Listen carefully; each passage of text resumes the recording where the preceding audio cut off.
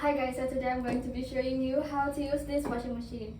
First is you open the washing machine, put your clothes in.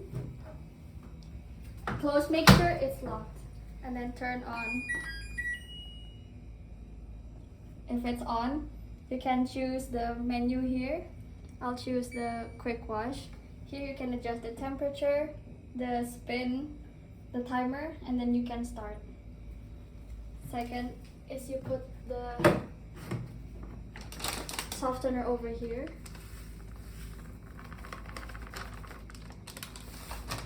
And then the other softener over here. Okay.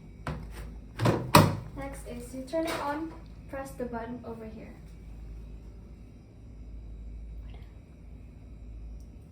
That's it.